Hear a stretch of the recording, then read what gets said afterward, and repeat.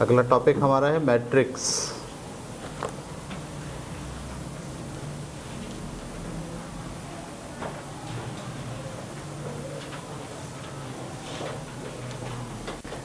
ठीक है, तो मैट्रिक्स जो है वो मैथ का एक टॉपिक है जिसके ज़रिए आप लीनियर इक्वेशंस सॉल्व करते हैं। ठीक है, और ये एक मैथमेटिशियन थे, उनका नाम था आर्थर केले। 1821 से 1895 तक इनका दौर है। आर्थर केले, इन्होंने जो है वो ये मेथड बनाया था मैट्रिक्स का। ठीक है, ये एक रेक्टेंगुलर एरे होता है। ठीक है, ऐसे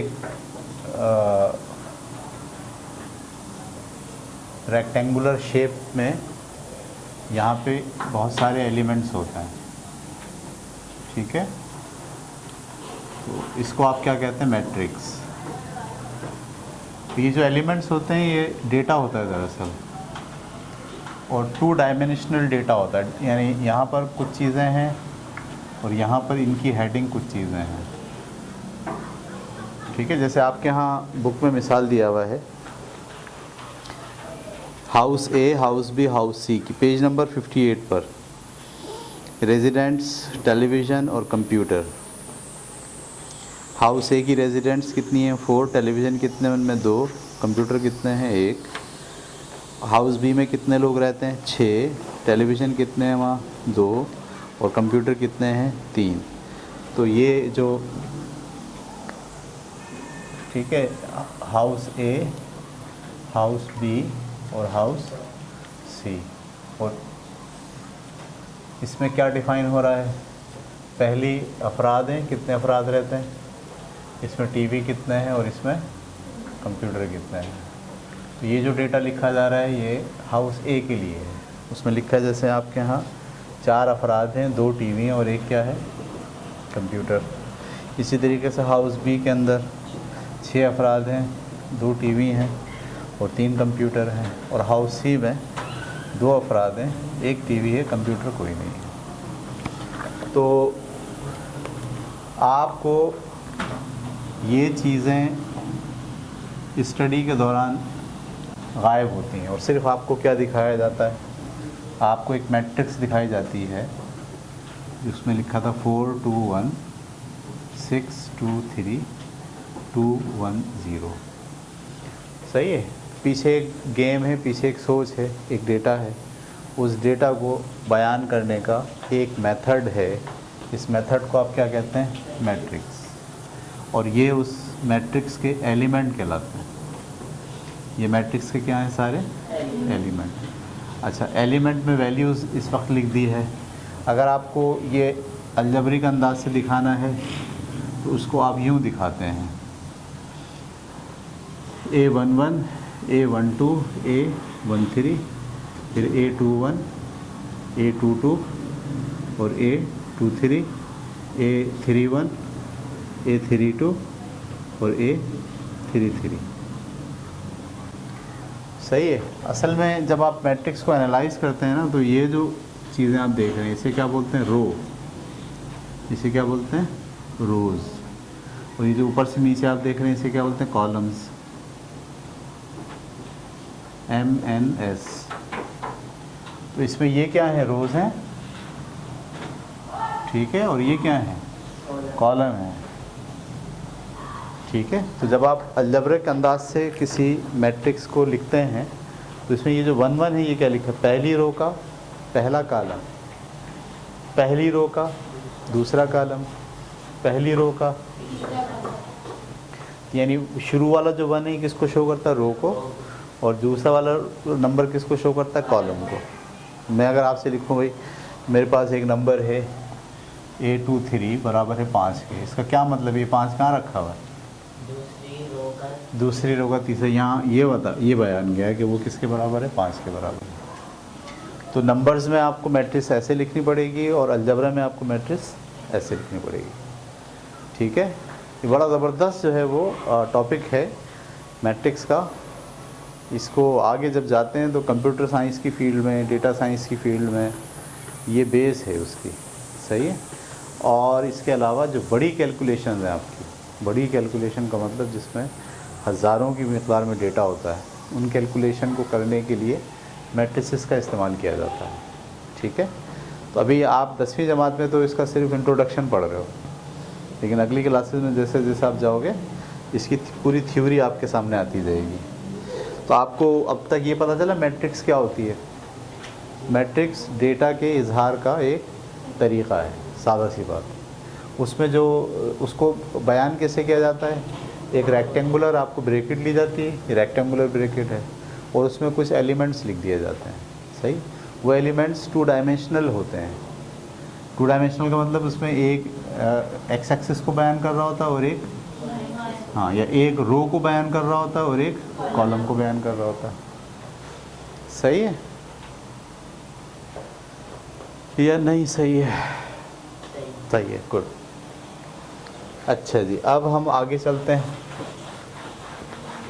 मैट्रिक्स लिखा मैंने, मैट्रिक्स, एक फिल्म है मैट्रिक्स, देखिए आप लोगों ने, किसी ने एक फिल्म है मैट्रिक्स, वो देखिए, नहीं देखिए? देखिए, हाँ, तो एक फिल्म है मैट्रिक्स, वो जाएं आप जाके सब देखें मैट्रिक्स, उसको कोशिश करें उसका उर्दू वर्जन देखें तो और अच्छा है, और रोक रोक के गौर कर कर के देखें क्या बोल रहे हैं वो लोग। उसमें आपको एक, ये मैट्रिक्स तो नहीं समझ में आएगी, उसमें एक नया कॉन्सेप्ट है, वर्चुअल रियलिटी का कॉन्सेप्ट है, वर्चुअल रियलिटी का। वो देखें आप, बड़ी ज़बरदस्त फिल्म है। जो साइंसी फिल्म है वो ज़रूर देखा करें, क्योंकि उन फिल्मों के ज़रिए वो आपको क्या बताने की कोशिश करते हैं, कोई थ्योरी, कोई स्टडी, कोई टॉपिक आपसे डिस्कस करते हैं, ठीक है। आगे चलें।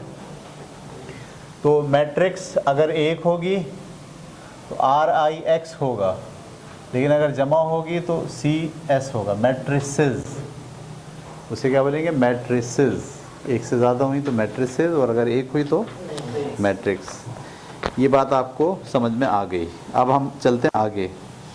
रो और कॉलम पर मुश्तमिल हो तो ये समझ में आ गई। उसके बाद हम बात पढ़ने जा रहे हैं ऑर्डर या साइज ऑफ द मैट्रिक्स, ठीक है।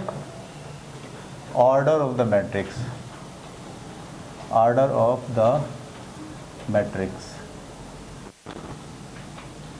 किसी मैट्रिक्स का रो और कॉलम को मल्टीप्लाई की फॉर्म में लिख दें। ये मैंने रो लिखी है, इसमें रो कितनी है? 3। कॉलम कितने हैं? तो हम बोलेंगे ये 3 × 2 ऑर्डर वाली मैट्रिक्स है। समझ आ गई बात आपको? मैट्रिक्स का ऑर्डर बयान करना क्या मतलब, उसके बारे में ये बताना उसमें कितनी रो हैं और कितने कॉलम हैं। पहले जो नंबर है वो किसको शो करता है? रो को। और दूसरा जो नंबर है वो किसको शो करता है? कॉलम को। अगर मैं आपसे कहूँ 4/3 ऑर्डर की मैट्रिक्स है, इसका क्या मतलब है?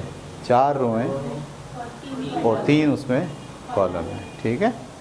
तो इसको हम क्या कहते हैं? Order of the matrix. Size भी कहते हैं इसको। मैट्रिक का साइज़ क्या है, ठीक है। मैट्रिक का साइज़ क्या है या मैट्रिक का ऑर्डर क्या है। इसके बाद कहा जाता है इक्वलिटी ऑफ मैट्रिक्स। टॉपिक है इक्वलिटी ऑफ मैट्रिक्स। किसे कहते हैं? जो मैट्रिक्स का ऑर्डर सेम हो। जैसे ये एक मैट्रिक्स है, एक मैट्रिक्स ये 5 6 3 2 7 8। क्या ये दोनों मैट्रिक्स इक्वल हैं? ऑर्डर इसका भी 3 × 2 का है, इसका भी ऑर्डर 3 × 2 का है। तो इनका ऑर्डर इक्वल है, लेकिन क्योंकि मैट्रिक्स का नंबर और एलिमेंट इक्वल नहीं है, इसलिए हम बोलेंगे कि मैट्रिक्स 100% इक्वल नहीं है। सिर्फ इन दोनों का ऑर्डर या साइज़ इक्वल है, मैट्रिक्स बराबर नहीं। ये बात क्लियर हो गई आपको? इसको हम कहते हैं इक्वल ऑफ द मैट्रिसेस। अच्छा जी, अगला टॉपिक हमारा है मैट्रिक्स की टाइप्स। तो मैट्रिक्स की टाइप में आप दो तरह की मैट्रिक्स होती हैं, एक रो मैट्रिक्स और एक, अब कोई मैट्रिक्स ऐसी है जो सिर्फ एक ही रो पर मुश्तमिल है, ये देखो, या कोई मैट्रिक्स ऐसी है जो सिर्फ एक कॉलम पर मुश्तमिल है, ये देखो, तो ये वाली मैट्रिक्स कहलाएगी रो मैट्रिक्स, नाम है इसका, ठीक है। और ये वाली मैट्रिक्स क्या कहलाएगी? Column matrix.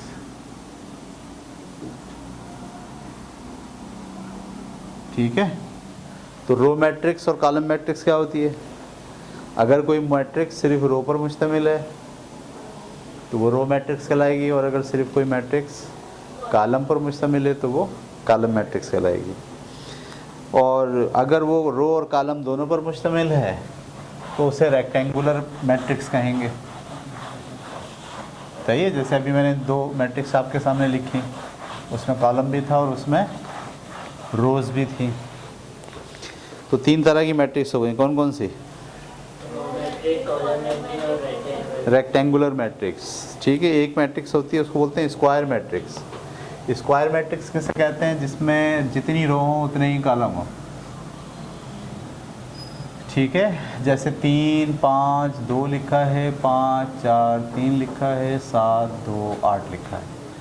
अब ये इसमें रो भी 3 हैं और कॉलम भी 3 है, लिहाजा इस मैट्रिक्स का नाम क्या होगा? Rectangular matrix. तो ये है, लेकिन कौन सा रेक्टेंगुलर मैट्रिक्स है? स्क्वायर। समझना ही बात। अगर रो और कॉलम सेम नहीं होंगे तो फिर उसे बोलेंगे रेक्टेंगुलर, और अगर दोनों के सेम हो जाएंगे तो क्या बोलेंगे? Square matrix. ये बात क्लियर हो गई आपको?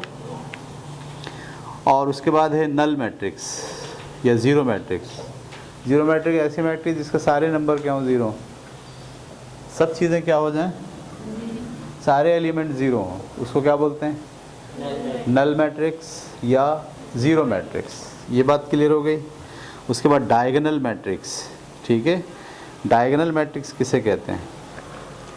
जिसमें हर चीज़ ज़ीरो हो लेकिन डायगोनल में कुछ नंबर हो। यहाँ ज़ीरो, यहाँ कुछ नंबर लिखा हुआ है, यहाँ कुछ नंबर लिखा हुआ है, और यहाँ कुछ नंबर लिखा हुआ है, तो डायगोनल में नंबर है, या इस तरह के डायगोनल में नंबर है, तो ऐसी मैट्रिक्स को क्या बोलेंगे? Diagonal matrix. ये बात क्लियर हो गई? उसके बाद स्केलर मैट्रिक्स। ठीक है, उसके बाद स्केलर मैट्रिक्स। एक मैट्रिक्स डायगोनल तो हो, क्या हो?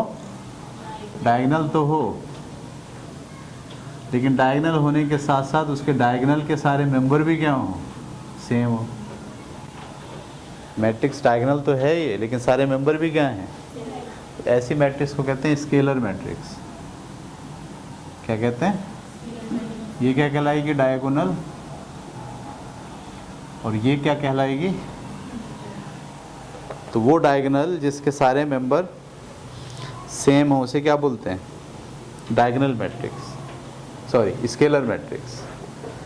अच्छा, सेम हो, जैसे यहाँ फर्स्ट करो 2 2 लिखा हुआ है, सही है। डायगोनल मैट्रिक्स हो, सेम हो, और वो मेंबर 1 हो, और वो मेंबर क्या हो? तो ऐसी मैट्रिक्स को आप कहते हैं आइडेंटिटी मैट्रिक्स या यूनिट मैट्रिक्स। डायगोनल, स्केलर और आइडेंटिटी में क्या फ़र्क है बताइए? डायगोनल में सारे मेंबर ज़ीरो हो, डायगोनल में कुछ नंबर हो, वो सब डिफरेंट हो तो डायगोनल है। सब डिफरेंट नहीं हो, एक जैसे हो, स्केलर है। एक जैसे तो हो और 1 हो तो आइडेंटिटी मैट्रिक्स है। एक जैसे तो हो लेकिन क्या हो? 1 हो, उसे क्या बोलते हैं? Identity matrix. क्लियर हो गई बात आपको? ज़बरदस्त बात हो गया। और इस आइडेंटिटी मैट्रिक्स को जाहिर करते हैं आई से। किससे जाहिर करते हैं? आई से। लिखा हुआ I3। अगर मैं आपके सामने लिखूं I5, इसका क्या मायने है? इसके मायने ये हैं कि एक मैट्रिक्स है 5 रो और 5 कॉलम पर, और उसके डायगोनल में 1 है। अगर इसको बनाने की कोशिश करेंगे तो कैसे बनाएंगे? 1 0 0 0 0, 5 है ना, और 0 1 0 0 0 0 0 1 0 0 0 0 0 1 0 0 0 0 0 1।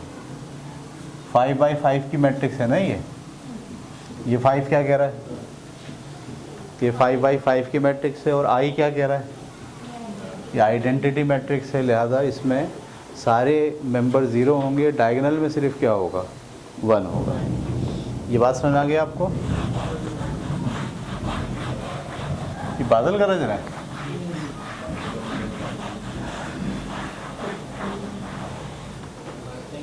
चलो भाई, ये हो गई आपकी आइडेंटिटी मैट्रिक्स भी। और अब हम बात करने जा रहे हैं एक और अजीब व गरीब, ठीक है, और वो है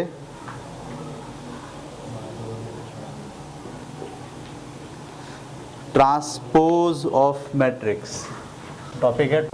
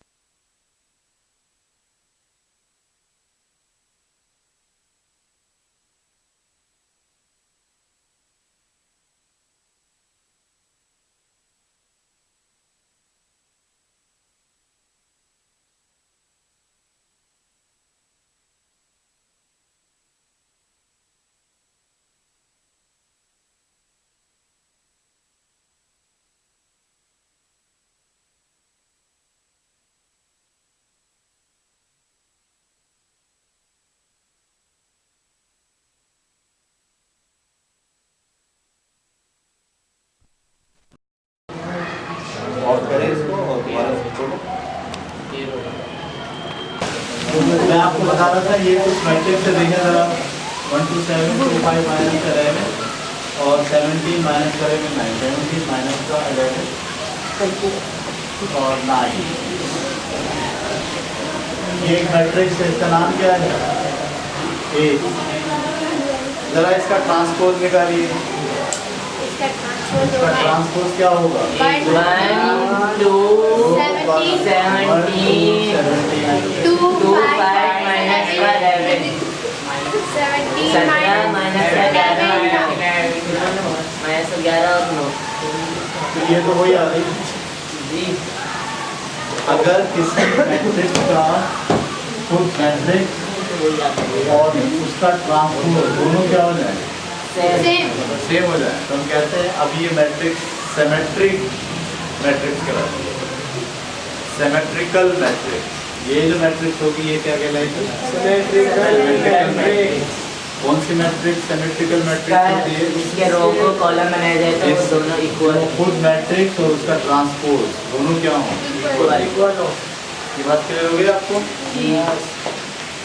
अच्छा जी, तो बड़ी ज़बरदस्त चीज़ें पढ़ने जा रहे हैं आपको, ठीक है। अब दो मैट्रिसेस को ऐड कैसे करते हैं? Addition of two matrix. Matrix के अंदर भी प्लस माइनस मल्टीप्लाई डिवाइड है। जैसे वेक्टर के अंदर आपको पता है प्लस माइनस और डिवाइड है। तो टॉपिक हमारा है एडिशन ऑफ मैट्रिक्स।